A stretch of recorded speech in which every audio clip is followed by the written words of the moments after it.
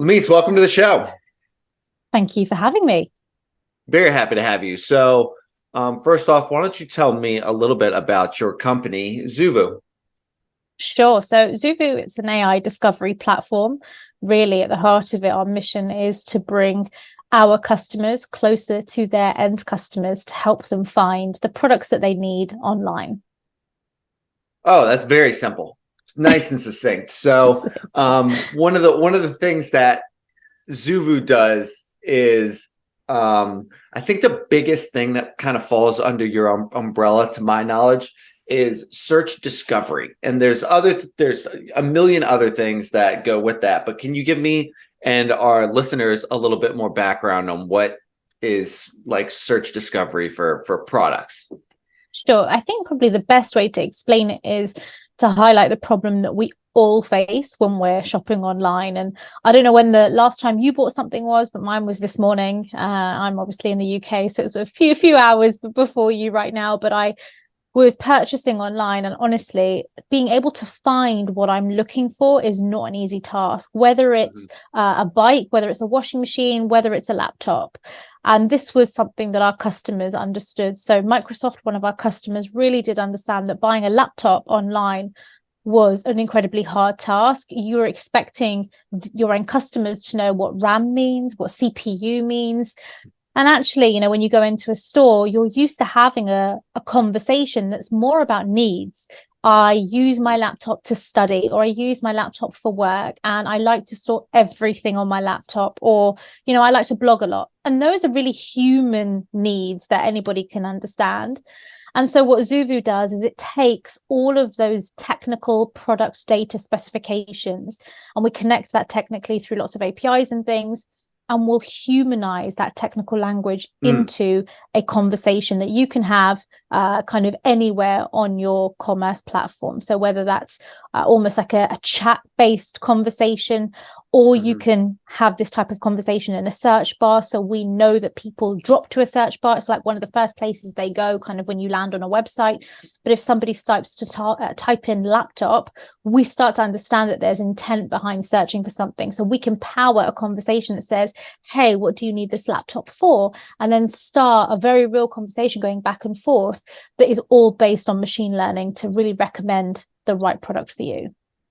And I think that process that you're describing is so inundated into our daily life that we don't often realize the process in and of itself. Every time that we get on a phone and search for something in Google or a website or Amazon or any of these things, it's so second nature to us that I think we don't realize that is some sort of platform or software, or someone made that happen, or that's a marketing technique at the same time. So I'm interested in what some of the ways are that your artificial intelligence technology elevates the product content for search discovery.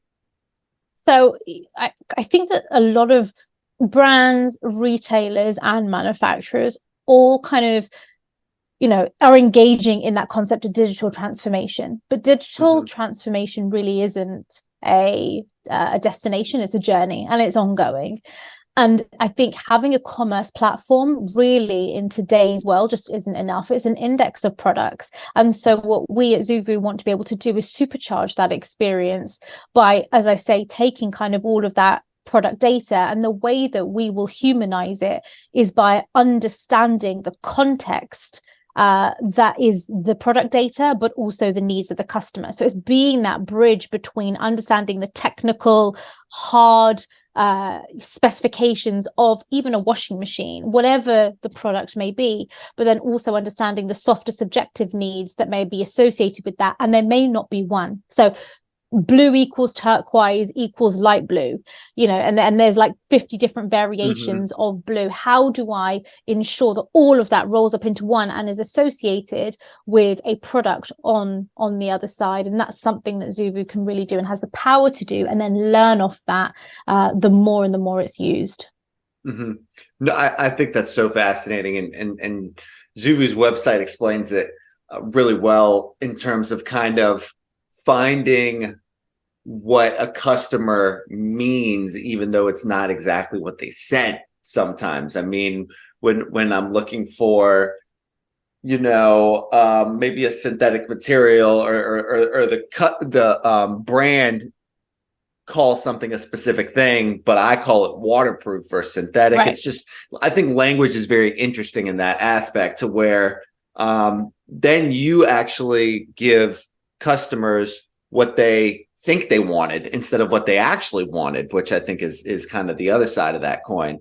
So when you lead, at least in terms of this product content, when you lead a customer to a product, how does that discovery then lead to more efficient conversion or sale? So we say it's in three ways, because imagine when you're in store and you're having that conversation with a salesperson. By the end of the conversation, most of the time, if they've not been a pushy salesperson, you do feel heard, seen, and you've built trust, you've built a bit of a relationship.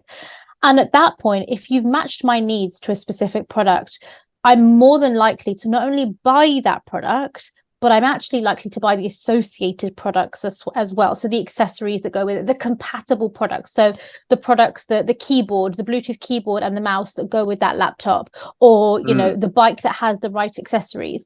And that same principle applies online, because when you're trying to identify the right product for you, you would then have to go through that entire process again to find the right compatible accessories, because that almost external compatibility configuration didn't exist before Zoovu. And so that's something that we're really proud of doing. We call them bundles, to be able to surface to a customer not just the product but the associated products as well, so that we can show that we've developed trust, we've heard you, we've recommended the product that's right based on your needs. And guess what, because of that, we know that you're going to need A, B, and C that are associated with that product as well.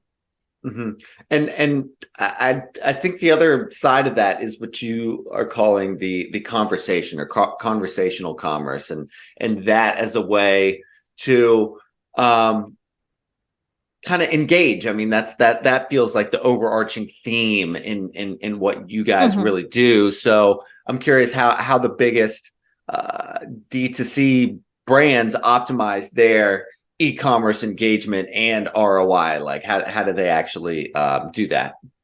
Optimization is a key word there. It's something that Zoovu does really well, where we understand the experiences again are a piece of the puzzle. And what we want to be able to do is offer insights and data that would back up the experiences to really show and help brands and retailers how to optimize each experience.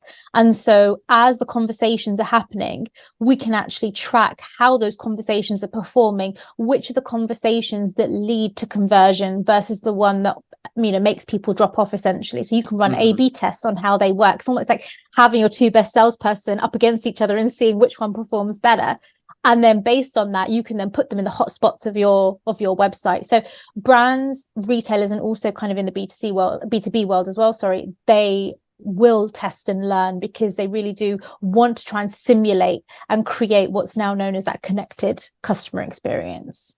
And how are these how does the AI get incorporated to drive the customer engagement more specifically? So, I mean, the AI, and I've spoken about this quite a few times in terms of how AI has developed over the years. I think many years ago, it was seen as this black box where everybody kind of thought iRobot was going to pop out, and nobody really understood what was sitting within that box. And AI is essentially data models. It's learnt data models. And the more that our experiences are used by customers, the more that we learn and the better that we can recommend. And so all that we're doing is we're being able to aggregate large forms of data to be able to say, we know that based on your persona type, we can recommend this because it suited X amount of other people. And if we start to see that kind of conversation or that recommendation stops performing because people don't actually click to convert, that will flag in the system and say, hey, we think there's a problem here, and suggest a recommendation to change the series of questions to something that could convert better. hmm And I think what's what's what's interesting about it is you have solutions for both businesses and consumers, right? So Zoovu is designed as B2B and B2C. So are there any there have to be some. What are the actual differences between the services that the solutions that you offer to businesses versus consumers? Is it super different? It's a really good question. And if you think about the products the way I like to call them are tools. So we call them within our discovery platform, we have a set of discovery tools that can be used by either B2B or B2C. And the mission and the end goal is to help customers find what they're looking for. And so you can use the exact same experiences in both instances, but all I would say is that there is a high level of complexity in the B2B world that we can absolutely resolve, and it's become incredibly powerful. Because I'll give you an example. If you think of hospital machinery, you're dealing with a product that may have 10,000 different combinations, and only an experienced expert who's sitting in the office, been in the company for 12 plus years, knows that handbook like front to back, and could be able to be on the phone and recommend this, what's called a bill of materials, to the end customer. And now with Zoovu, what we can do is connect to that back end CPQ, configure price quote, and expose that to the end customer through the series of questions that sales rep is asking, because it's digitizing that best conversation for conversion. And I'm curious, in terms of the actual long-term scale, whether it's B2B or B2C, how these businesses can have increased long-term customer satisfaction, because that's kind of the new metric that everyone's really looking at, is that LTV, retention.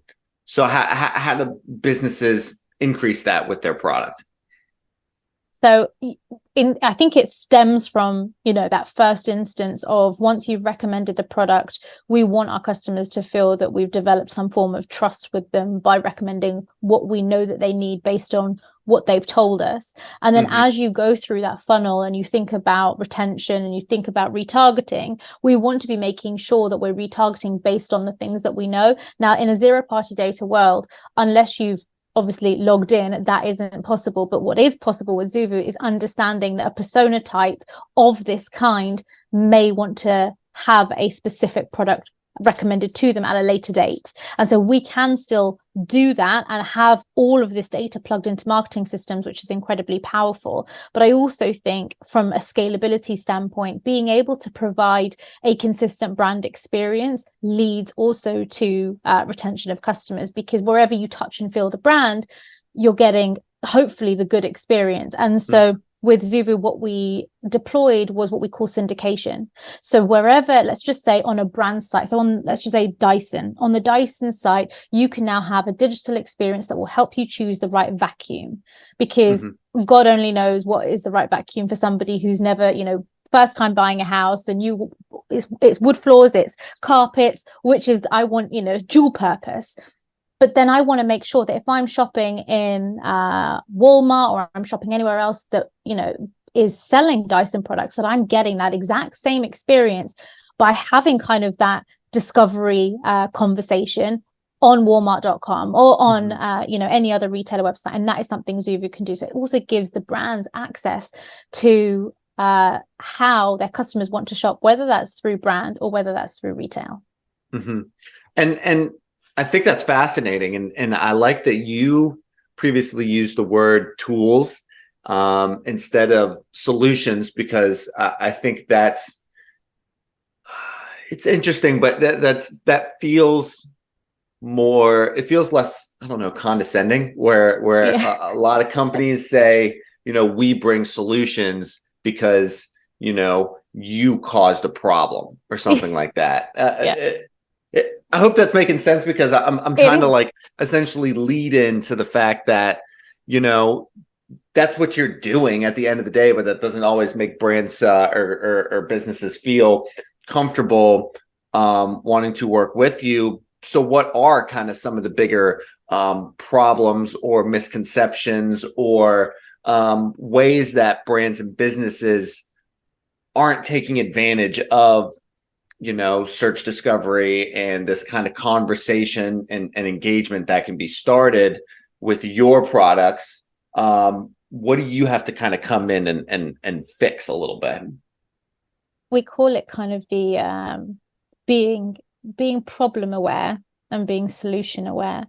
Mm-hmm. And a lot of the brands and retailers now, luckily, that we speak to post-COVID are problem aware. They know that they have a problem because they've looked at the analytics on their website. They know that customers are either there sitting, they're not doing anything, or they're meandering around and then dropping off. There's a problem. And it's because they can't navigate or be guided through the site in the way that they'd want to be. And so what we take a more consultative approach up front to really help our customers understand the way best practice should be kind of on their commerce platform.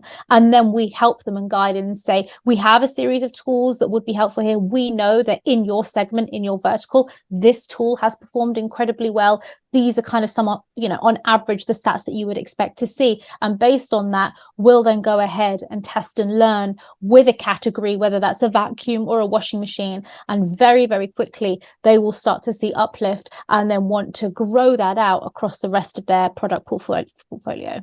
Mm-hmm. No, that's amazing.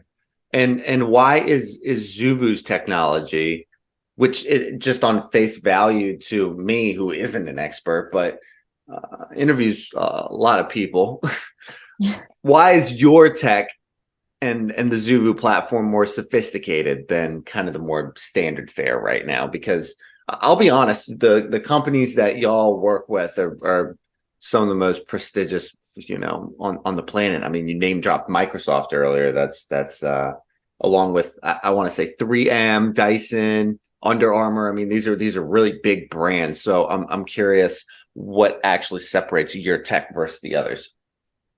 First up, we're incredibly lucky to have the partnerships that we have with these incredible organizations, and we're lucky that they want to engage in such a partnership with us because it's a journey that we're going on together, and they know that they're not kind of just taking Zoovu, implementing it and then leaving it and letting it be. Zoovu's a part in their in their daily jobs, because we want people to be in the platform. We want people to be taking those insights and using them to help better be target and all of those things. So we're very lucky to have the customer base that we do.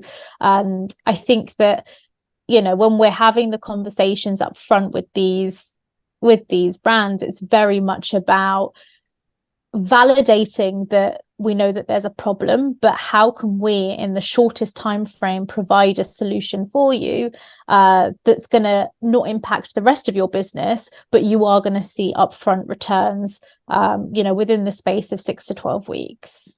Mm-hmm. And I think that there's different solutions for different companies as part of what I'm hearing you say. And one of the things, it's interesting because you represent Zoovu, you work with companies that represent, their interests, and then we'll call me the consumer, so I'm interested in what occasions and what kind of like the overarching goal is for Zoovu sometimes, right? So I'm curious if your tech matches customers to the most accurate product that they're looking for. Is it the most profitable for the company, or is it the best for the customer in terms of like price wise? So those are just 3 little examples of the way that we say what fits or what's best. It kind of depends on the perspective. So I'm curious what that is specifically. So Zoovu's been around since, pre-2017, and we've spent a long time crafting and developing the innovation that exists within the platform.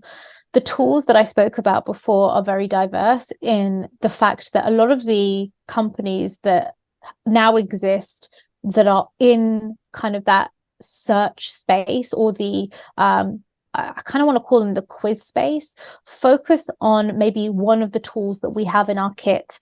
And the beauty of Zoovu is that we are an ecosystem of those tools. And so we're able to really deliver that end-to-end customer experience, no matter whether it is a visual configuration that somebody wants to have. So they want to visually configure a helmet for a fireman. We can help you do that visually kind of online, but we can also provide that conversation up front to really help merge the two things together.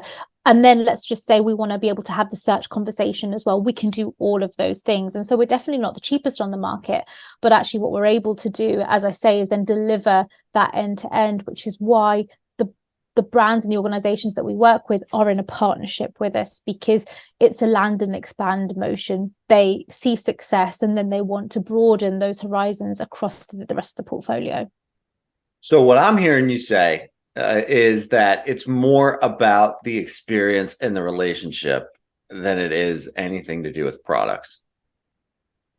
I would say it's definitely to do with the products. I think that we've made some acquisitions. We've definitely invested a lot into the product, and the way that, you know, our semantic engine works, which is how our product data becomes humanized, is incredibly powerful. You pair that with the series of discovery experiences, the tools that we have, that's what makes this powerful. So like the relationship and the experience side of like how we partner with our customers, absolutely, like that's definitely a part of it, but the tech product that is within our platform is incredibly powerful, because you've got that semantic contextual engine, and then being able to plug that into whatever experience the customer may need on the front end, and then you pair that with a very light touch integration.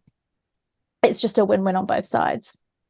And how has the industry, I guess we'll call it the sub industry of product discovery, how has that changed in the last 5 years? You mentioned Zoovu's been around since 2017. How has that changed in the last 5 years? I think that, you know, COVID was a huge catalyst. Before, you know, pre-COVID, we were doing well. But my gosh, the year of COVID, like most people, everybody kind of had a moment where we're like, are we going to survive this? But within, I would say, 6 weeks, everyone, I guess, had come together and just thought, we need to be digital. We need to be digital first. And so we saw a huge influx. And it was probably our, you know, highest growth year yet. And since that point, you know, yes, we've slowed a little bit, but I think it's come down to a natural growth increments. And we're now at a place where we've seen a huge trajectory of the education side of people understanding what discovery is for e-commerce, and then being able to actually apply that using Zoovu. So we've also had to go on a bit of a journey, because we're the market leader in the space, and we've had to go on a journey of brand development and awareness and all of those things. And as you say, having the names that we have under our belt is very, very helpful. And what we've done now to accelerate that even further is develop technology partnerships. And so those are with, you know, the Salesforces, the SAPs, which are incredibly strong partnerships that we have. And, you know, there's real value going both ways.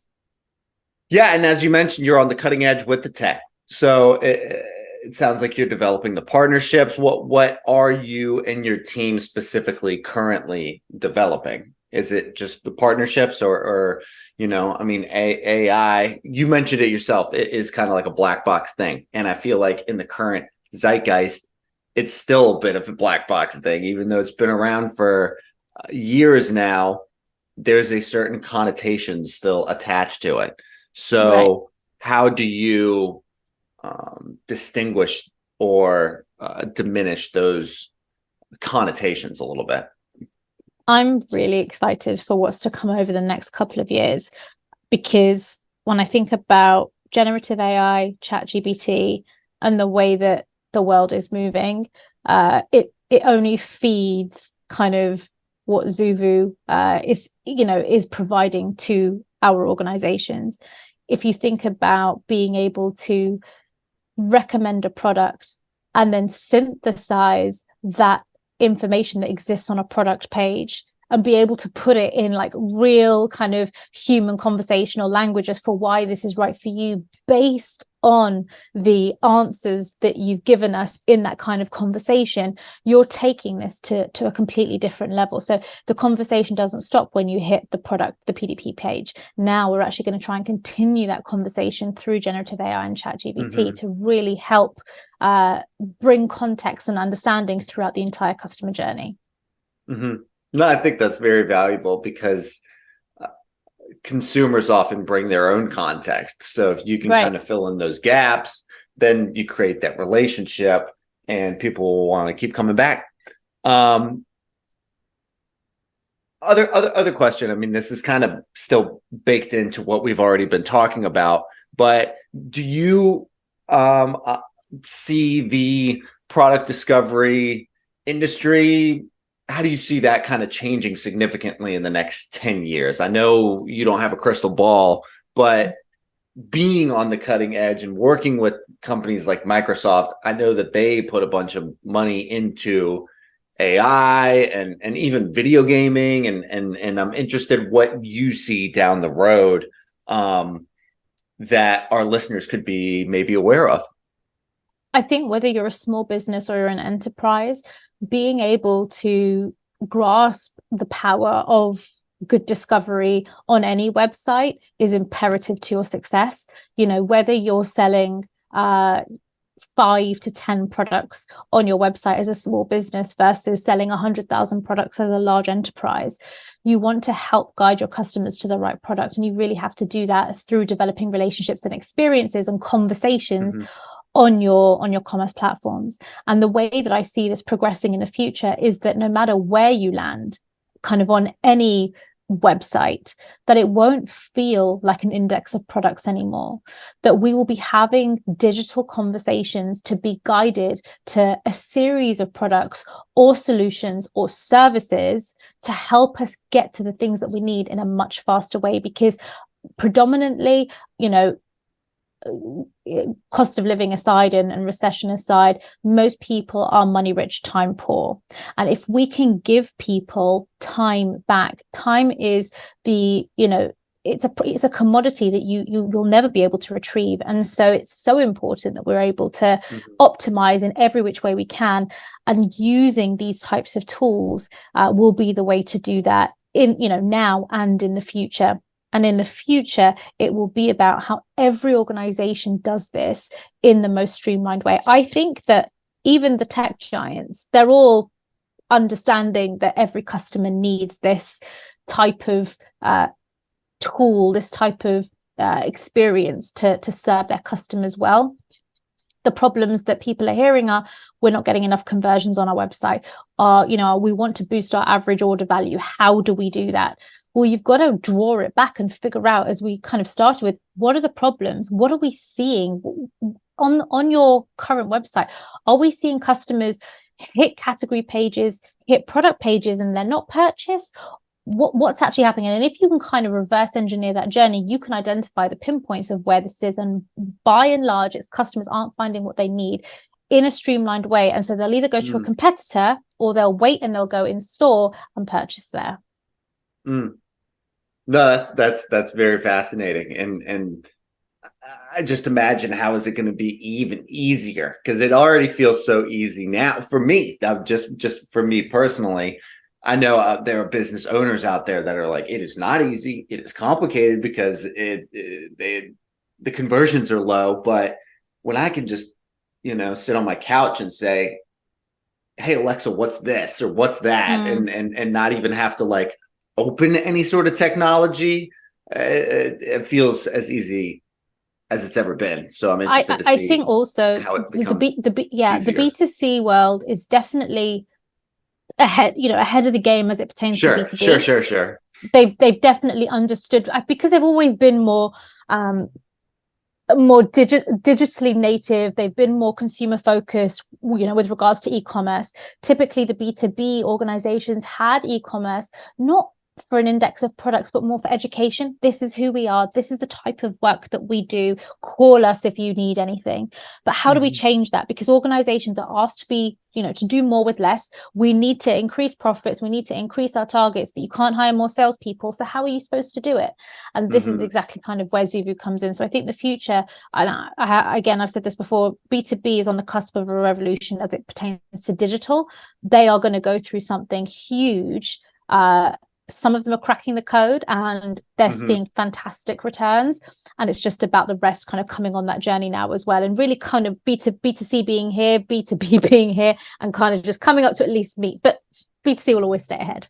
No, I mean, that's very astute observation, and I know you're right, because every single website that I go to always has schedule free demo here. Like that feels, get a quote now, that is, there's always that extra step that I feel like pushes business away to some sort of effect, where it's like, why do I have to be the one to take the first step? Why do I have to take the leap when in a consumer, in a B2C world, it's usually the other way around, where it's kind of like, you got to take the leap in giving me a list of products first, compared to in a B2B solution. It's like, okay, so what specifically are you looking for? It's kind of like a more awkward first date than B2C. So I think you're right. And I would really pay a ticket to see that revolution. So last question I have, it's the same last question that I always ask my guests,